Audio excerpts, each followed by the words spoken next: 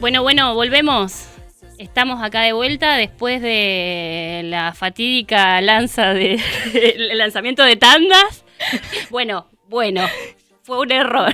Acá tenemos que improvisar. Está la improvisación también. Acá está la improvisación. El error, está la improvisación. Sí, no, aparte si existo yo, está la improvisación, evidentemente.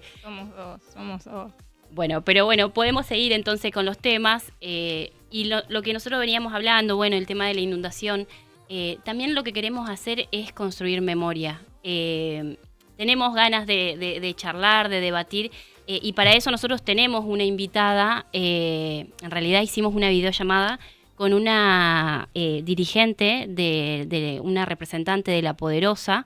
Es una asociación, es un partido político. Pero ella tiene sus inicios. Sí, ella tiene sus inicios. Ella es una sobreviviente. En realidad, eso es lo que no me salía. Ella es una sobreviviente de la inundación del 2003 y por eso queremos hablar con ella. Es militante de la Carpa Negra. Ha hecho un montón de cosas para que se siga pidiendo justicia y es fundamental poder hablar con ella, es fundamental poder desarrollar esto. No sé si tenemos la conexión ya. Bueno, ella se llama María Claudia Albornoz, pero es más conocida como la Negra Albornoz. Hola, Claudia. Hola, chicas, ¿cómo están? A ver. Los micrófonos, perdón, Claudia, esto es todo improvisado. Sí, totalmente. Hay que ir aprendiendo todo esto. Sí, evidentemente no te íbamos a poder escuchar, perdón, Claudia.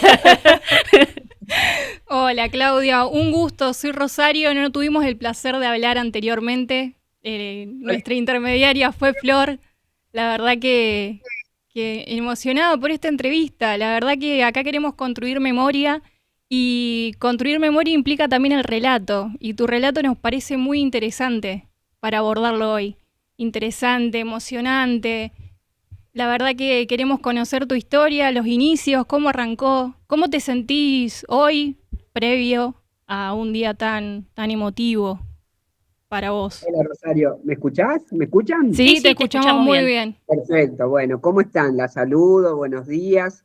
Corriendo, ¿no? Porque los días previos al 29 de abril siempre son con una agenda muy cerrada, así que bueno, estamos yendo de un lado para el otro, pero queríamos también estar con ustedes porque me parece fundamental, no sé, las nuevas herramientas, gente joven, me parece que eso es lo que necesitamos para sostener memoria, así que yo les agradezco muchísimo esta comunicación para poder contarles. Yo en realidad soy de La Poderosa. La Poderosa no es un partido político, sino que es un movimiento social.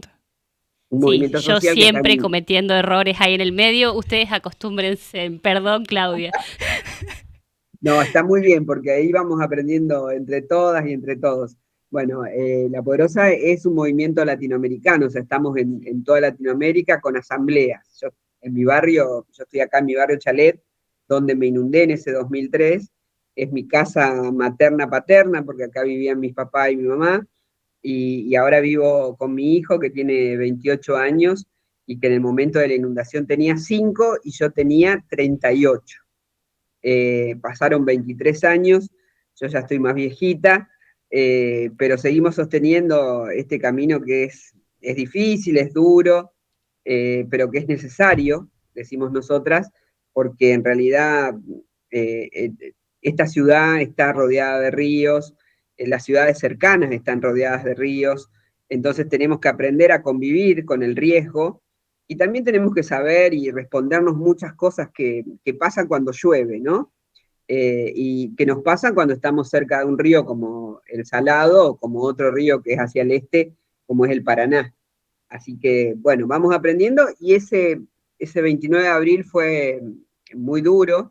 Yo estaba en esta casa que estoy ahora y no sabíamos qué iba a pasar, ¿no? Porque había muchos rumores, el agua ya había empezado a entrar por el hipódromo, en donde la defensa no estaba terminada, y ahí lo último que yo vi, que creo que fue el lunes, después de una elección, ¿se acuerdan que hubo elecciones a presidente en ese momento? Se presentó Néstor Kirchner y se presentó Menem, eran los dos candidatos, también estaba Lilita Carrió y demás, el 27 de abril de 2003. O sea que yo veía imágenes por la tele de la gente que salía de los barrios del norte, lo sacaban en camiones para que vayan a votar. Entonces yo decía, el agua esa, ¿qué pasa con el agua? ¿No? El lunes, al lunes siguiente, las imágenes eran muy duras porque ahí donde está el hipódromo, la defensa, el agua entraba rapidísimo, fuerte, ¿no? Con un caudal enorme, y veía que tiraban piedras y que a las piedras se las llevaba el agua. Yo digo, che, pero esto, mirá, y estamos a 8 kilómetros, no hay hipódromo, Chalet, está cerca de la cancha de Colón, tiene varios kilómetros para recorrer el agua. Pero la verdad que a mí me impactaron esas imágenes. Después se cortó todo porque las plantas transmisoras quedaron bajo agua y la única que quedó transmitiendo fue el ET10, en donde el mismo 29, Marcelo Álvarez en la mañana de la radio, Marcelo Álvarez era el intendente de la ciudad de Santa Fe, y en la mañana dijo que Barrio Chalet, Barrio San Lorenzo, el Centenario, la Villa del Centenario, Arenales, no íbamos a tener ningún tipo de problema. Y yo dije, no puede ser, porque él decía que la casa bomba número 1 funcionaba perfectamente, y yo sabía que la casa bomba nunca funcionó perfectamente. Digo, este está mintiendo. Y ahí es donde llamé a un amigo para que llame a otro que tenía un camioncito para ver si podíamos sacar algo, pero realmente toda la noche previa, la noche del 29, la madrugada, estuvimos tratando de que los vecinos se vayan, porque no sabíamos si el agua entraba, qué iba a pasar. Otro, Eso te quería consultar, Claudia. El rol del Estado y de los movimientos populares, porque acá empieza a haber una organización de ustedes. Porque sí, me estás sí, la verdad diciendo que que el Estado, que no sabían cómo funcionaban, si funcionaban las bombas, si no. Entonces, me gustaría que nos cuentes cómo fue esa organización, porque de algún lado sale la organización de la Carpa Negra. De la, sí, de- la carpa negra surge 3 meses después de la inundación, digamos. Pero en Bien, ese momento los mismos vecinos y vecinas de Barrio Chalet empezamos a organizarnos. Yo estaba en ese momento en la vecinal de Chalet. Y de ahí empezamos a hablarle. Yo le empecé a hablar a mi vecina de al lado que tenía una despensita, una roticería. Le hablé a doña Berna, que es mi vecina de dos casas para el oeste, y le dije, Berna, decile a tu hijo que te venga a buscar, porque ella era costurera. Entonces tenía sus máquinas de coser. Digo, decile a Carlito que venga y te busque y que te lleve con las máquinas. Y así le fuimos avisando uno por uno, porque el Estado no avisó nada, digamos, el Estado no evacuó. No, no solo No, no avisó, sino que decía que no iba a llegar el agua. claro, exacto. Y yo veía como muchos vecinos entraban a Barrio Chalet en la madrugada para evacuarse, ¿no? Y eso después, al otro día, fue realmente un desastre porque alrededor de las 3 4 de la tarde empezó a ingresar el agua a Barrio Chalet, y ahí terminamos en una trampa. A la noche la gente estaba colgada de los techos, había lanchas y canoas que entraban a sacar gente en la oscuridad más absoluta. La gente se tiraba arriba de las canoas. sí, Acá ocurrió un hecho muy duro y muy difícil, que es la muerte de Uriel Castillo. Uriel era un bebé de 25 días, y su mamá se había venido a evacuar a Barrio Chalet, donde tenía un hermano, ¿no? Entonces, en la madrugada, cuando ya el agua había llegado hasta el techo de la casa del hermano de Vanessa, salen en una canoa que venía con mucha gente. Esa canoa golpea en una de las columnas de iluminación que estaban frente a Colón, se rompe, y el nene se le escapa de las manos, el bebé, y después lo terminan encontrando muchos días después en el rulo de Silsa. Esa fue una de las víctimas de esa inundación evitable, como le decimos, el crimen hídrico, que nos dolió muchísimo, ¿no? Porque Uriel era muy bebé, era muy chiquito, tenía para vivir tanto tiempo, y esa falta, esa inacción del gobierno, tanto municipal como provincial, eh, son los responsables de la muerte de Uriel. Vanessa perdió los otros 2 hijos que tenía porque se rompe la canoa. Ella termina dentro de la cancha de Colón, y la cancha de Colón tenía agua, porque todo había desbordado y había roto todo. Y pasó, en la madrugada pasa un señor nadando, la ata a un paravalancha. Vanessa sobrevive, pero creyó que en ese momento que había perdido todos los hijos. Y resulta que un señor había encontrado los otros dos sobre la reja de Colón y los había llevado para el lado de Santo Tomé, y ahí le salvó la vida. Así que Vanessa también semanas después se encuentra con sus otros dos hijos, pero bueno, pierde a Uriel Castillo, que es la víctima más chiquitita de esa inundación del 2003. Claudia, y vos haces el hincapié en esto de el concepto crimen hídrico. Y muchas veces se habló de desastre natural en realidad. Vos para la gente, para el común de las personas, ¿podrías hacer la explicación de esta diferencia fundamental entre crimen hídrico y desastre natural? Sí, los desastres naturales son comunes, pero siempre hay intervención de la mano de los seres humanos en las ciudades, en los pueblos, en cualquier lugar. La naturaleza era de una manera y nosotras la transformamos, ¿no? Hicimos puentes, y vamos haciendo, digamos, para vivir en esos lugares diferentes cosas.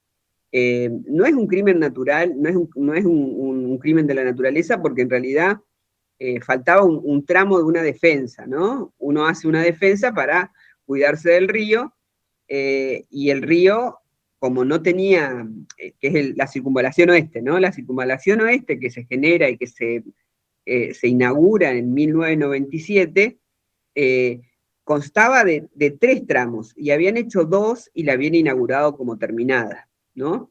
Esto lo hizo Obey y Reutemann. Entonces, la ciudad cree que está defendida porque dice, ya terminaron la defensa, ya está, ¿no? Nadie va hasta la defensa a ver si la terminaron. Bueno, esto no lo habían hecho. Inclusive hay ingenieros que habían dicho que tenían que por lo menos reforzar el tramo. Esa calle, es una calle en realidad, que ahora está cerrada, allá en el hipódromo, ¿no? Habían dicho que tenían que hacer un bolseado, que tenían que poner material para proteger la ciudad. No lo hicieron porque estaban preocupados por las elecciones, ¿no? Por eso le decimos crimen hídrico, porque hay responsabilidades de aquellos que gobernaban, y los que habían gobernado antes. Entonces, la naturaleza en realidad no es ni buena ni mala, es la naturaleza. Vos podés disfrutarla, podés disfrutar el río, podés disfrutar las islas, podés disfrutar de las costaneras. Pero bueno, cuando hay una intervención de la mano del hombre, eh, eso pasa a ser después, a convertirse en una obra que te va a traer, que te puede traer muerte, ¿no? Como pasó en la inundación del 2003. El juicio en la causa inundaciones, que es una causa muy larga y muy grande, con muchos expedientes, ya determinó que hubo responsabilidades de la provincia y de la municipalidad, ¿no? Ese juicio se terminó. Frati y Berli, que eran los dos implicados, y Frati, Berli y Marcelo Álvarez se murió. Berli se murió, y se muere, y Frati es el único que queda vivo. Pero bueno, a él lo absolvieron. Él tenía un cargo menor, en realidad era una jerarquía de tercera jerarquía, o sea, no era ministro, se encargaba, digamos, de las obras, pero lo absuelven y cierran el juicio diciendo que sí, que hubo responsabilidades porque no hubo un plan de evacuación, porque no hubo una voz de alerta y porque se dejaron ese tramo abierto. Así que eso que nosotros empezamos a decir cuando armamos la carpa negra, era que había responsabilidades.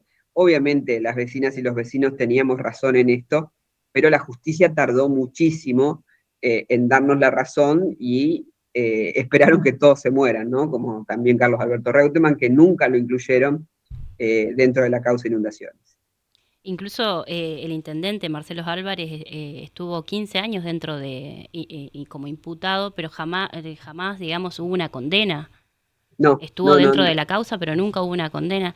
¿Cómo sentís que hubo realmente justicia, que se pudo decir realmente justicia? En realidad, yo supongo que la respuesta es no, porque hasta hoy en día se sigue pidiendo justicia por este crimen, digamos. Sí, hay una diferenciación que es justicia y condena social. creo que hasta el día de hoy hubo una condena social porque se saben los nombres y apellidos de los responsables, pero justicia creo que Pero no fue. también desde los barrios se sigue, y desde Se sigue desde pidiendo, los se sigue reclamando. sobrevivientes se sigue pidiendo justicia. Entonces, ¿vos cómo te sentís con esto? ¿Qué pensás sobre esto? ¿Realmente crees que las condenas fueron suficientes? No, obviamente porque la justicia cuando es muy lenta no es justicia, ¿no? Y la verdad que tardó muchísimo. Tenemos que decir que también hay complicidades de Reutemann dentro de la Corte Suprema, ¿no? La Corte Suprema de Justicia de la provincia hoy tiene todavía a Rafael Gutiérrez, que es el primo político de Reutemann, y que está metido ahí justamente por Reutemann, o sea, en 1999 eh, esa corte eh, es integrada por la abogada de Reutemann, por el primo de Reutemann, por muchos integrantes que después le defendieron la espalda, ¿no? Lo cuidaron. Entonces Reutemann no se pudo tocar, pero sí, como decían ustedes, hubo una condena social por todo lo que trabajamos, ¿no? Todo lo que dijimos, todo lo que aportamos, todo lo que fuimos haciendo en la Plaza 25 de Mayo en Santa Fe, que fue muchísimo. Nosotros instalamos esa carpa y estuvimos 198 días en la carpa, pasamos Navidad, Año Nuevo, contándole lo que le estaba pasando a los inundados y a las inundadas, que eran barbaridades, ¿no? Porque nosotros cuando volvimos, nuestras casas habían quedado destrozadas, nuestros barrios estaban destrozados y salir adelante fue realmente muy, pero muy difícil. Y nosotros empezamos a aprender mucho, ¿no? Aprendimos sobre la obra pública, aprendimos cómo se licitaban esas obras públicas, quiénes ganaban esas obras públicas, y lo fuimos diciendo, ¿no? Y también fuimos alertando a la comunidad al respecto de un plan de evacuación que después se llevó adelante, que hoy se olvidó un poco, porque los planes se tienen que reactualizar y el plan de evacuación de la ciudad de Santa Fe no está actualizado. Tenemos una ciudad diferente a la que teníamos en el 2003 y esos planes tienen que estar adecuados. El plan de evacuación dice por dónde tenés que salir, cuál es la altura del río en donde vos tenés que, hay una alerta, son 3 alertas en realidad, y hay una que te dice que ya tenés que salir de tu casa, qué tenés que llevar, eh, hacia dónde tenés que ir. Bueno, todo eso que en un momento lo discutimos mucho en los barrios populares de Santa Fe, en el oeste inundado, hoy están desactualizados, ¿no? La municipalidad de hoy no tiene ese plan de evacuación, no sabría qué hacer. Yo te puedo asegurar que no sabría qué hacer si una inundación vuelve a ocurrir. Y con Sí, respecto a esto de, perdón, sí. de la desactualización que existe, también existe una desactualización en cuanto a la información. Si bien se repite esto de la inundación y está muy arraigada en la gente más joven, eh, como prevalece un desconocimiento. Y ustedes impulsaron la ley 14.037, Uh -huh. donde proponen que se enseñe sobre esto. ¿Por qué consideran que es importante enseñar en las escuelas sobre la inundación? Primero para sostener la memoria, porque nos parece fundamental, o sea, el crimen hídrico, la inundación del 2003, nos marcó a la ciudad, ¿no? Porque tuvimos muchísimas pérdidas humanas, pero también económicas muy grandes, y eso hizo retroceder mucho a la ciudad. Y después porque tenemos que recordar, porque nos puede volver a pasar, ¿no? Entonces hay que trabajar eso en las escuelas. Hay algunas escuelas que lo hacen, otras todavía no han, es obligación, digamos, obligatorio, porque es una ley, y esa ley se transmite a través del Ministerio de Educación en contenido. Nosotros hemos tenido, o sea, tenemos muchos materiales que hemos hecho en conjunto con inclusive la Cámara de Diputados, en donde tenemos cuadernillos que te cuentan, digamos, qué pasó en ese 2003, esto del plan de evacuación, cómo estaba la ciudad. Bueno, son cuadernillos que nosotros usamos en las escuelas donde nos llaman, donde podemos ir a charlar un rato con las chicas y los chicos para que puedan entender, porque no lo vivieron, obviamente que nació mucha gente después, por eso creemos que es fundamental la escuela, ¿no? Y por eso llevamos esta ley hasta el Ministerio de Educación de la provincia, porque no solamente en la ciudad de Santa Fe, en la fecha del 29 de abril tiene que estudiarse en toda la provincia, ¿no? Porque en toda la provincia ocurre en alguna situación, siempre hay un río cerca, tenemos muchos ríos en la provincia. Hoy, digamos, muchos han crecido, el mismo Salado creció hacia el norte de la provincia y en Reconquista, en Vera, acá cerca de la ciudad de Santa Fe, en Recreo, también están teniendo algunos problemas con el Salado. Así que creemos que es muy importante esa información, es muy, muy importante que las pibas y los pibes sepan lo que pasó en ese 2003 y que sepan que hubo responsables y que sepan, digo, también nosotros decimos algo que es muy claro, parece tonto, que es ¿dónde va el agua cuando llueve? ¿Dónde va la lluvia cuando llueve? Y eso me parece que todos nos tenemos que preguntar. ¿Cómo son los desagües? ¿Cómo están las cañerías?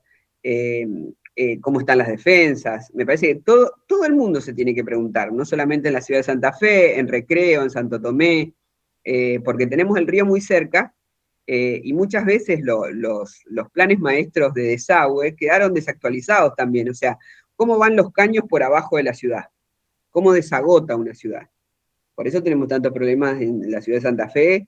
Hoy todavía cuando llueve hay muchos problemas, muchos lugares se inundan, y cuando te inundas es un problema eterno, ¿no? Cuando nos inundamos en el oeste es traumático, porque realmente te pega en la cabeza, pero cuando te inundas también se pierde productividad, se pierde que los chicos vayan a la escuela, se pierden muchas cosas que nosotros creemos que se pueden evitar.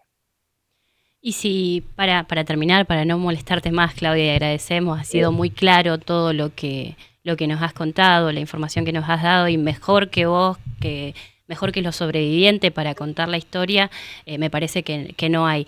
Pero para terminar, y desde tu militancia, desde la lucha que ustedes llevan adelante en La Poderosa, en Barrio Chalet, ubicado en Barrio Chalet en este momento, ¿qué le dirías vos a aquella gente joven, justamente de la que veníamos hablando hasta este momento, con respecto a la importancia de involucrarse y organizarse? Y esto es como para cerrar la entrevista, así ya no te molestamos más. No, está bien, no me molestan para nada. Pero sí, me parece que organizarse hoy implica, a algunos le implica la vida, porque, por ejemplo, si no te organizás para comer, hay gente que no tiene comida, porque los ingresos que generan cuando trabajan no les alcanza para una canasta básica de alimentos, por eso hay tantos comedores comunitarios en la Argentina, ¿no? Nosotros acá, ahora sábado y domingo en Chalet, tenemos el comedor comunitario que da de comer a 200 personas por día. Entonces, organizarse es saber que sos pobre y por qué sos pobre, digamos, porque no es, o sea, es responderte esa pregunta. No es que vos nacés en pobreza porque sí, o porque sos vago, o porque no trabajaste, o porque tu familia no trabajó. No, en realidad vos nacés en pobreza eh, por una causa que tiene que ver con el capitalismo, o sea, la forma, el sistema económico que los países llevan adelante deja mucha gente afuera, que no la deja del todo afuera porque en realidad esas personas después van a ser explotadas, o sea, ¿quién te limpia la casa? ¿Cuánto le pagás? ¿Quién te arregla la casa? ¿Quién te cuida a los enfermos? Bueno, esa es una parte de la población que queda empobrecida gracias a las acciones que llevan adelante los gobiernos. Esto es así. Entonces, estar organizados, en este caso, en el caso de vivir por debajo de la línea de la pobreza, es importantísimo porque es una cuestión de sobrevivir. Por ejemplo, ¿cómo estudiás? Los chicos y las chicas de los barrios populares, de los lugares en donde viven por debajo de la línea de la pobreza, no tienen para pagar una maestra particular, y a veces su mamá y sus papás tampoco han podido terminar la escuela como para ayudarlos. Entonces, No, y el plato de comida, que el plato implica de el comida, crecimiento, es a lo cognitivo, es el crecimiento de tu exacto. cerebro y los nutrientes que necesitas para comer los primeros años de vida. Eso es fundamental. Si desde ahí no tenés un plato de comida, se te hace muy difícil después seguir adelante. Qué difícil que eso hoy en día sea un privilegio. Qué difícil Sí, que un plato de comida se vuelva un privilegio. Por eso totalmente. queremos dar un mensaje de más organización, de mayor concientización y de mayor movimiento dentro de los jóvenes, porque hay mucho individualismo y creo que la organización y lo colectivo ayuda la empatía, hay que empezar a empatizar más y ver lo que le pasa al de al lado. Después de la pandemia creo que quedamos todos Fue muy medios trágico aislados. eso, fue muy trágico. Fue muy trágico y dejó a mucha gente aislada, ¿no? Mucha gente que está en soledad. Nosotros no, porque nosotros construimos todo colectivamente, comunitariamente. O Claro, sea, sí. pensamos el trabajo, pensamos la educación, pensamos la comida. ¿Y cómo la pensamos? Y nos sentamos y decimos, che, mirá, estamos así, a mí no me alcanza para el colectivo, yo si tomo 2 colectivos ya no me alcanza lo que gané. Entonces, bueno, ¿y por qué no hacemos cooperativa? ¿Y por qué no hacemos una panadería? ¿Por qué no hacemos una huerta, un gallinero? Bueno, y a eso se pueden sumar aquellas personas que tienen un poquito de tiempo y que tienen otra situación económica, que por ahí están un poquitito más relajados. Entonces pueden venir y nos pueden acompañar y ahí en conjunto hacemos todo. Y también es una forma de salvarte de la soledad a las que nos tiró la pandemia con el telefonito, con la computadora. Me parece que hoy podemos usar estos medios de comunicación que son re importantes, pero si estamos pegados todo el tiempo a la pantalla o a las pantallas, provocamos mayor soledad. Entonces, me parece que hay que salir de esos lugares y hay que empezar a encontrarse con otras, con otros. Gracias, Claudia. Te Muchísimas gracias. agradecemos por la entrevista, agradecemos la disposición. Y bueno, ¿ustedes tienen organizado algo para este 29?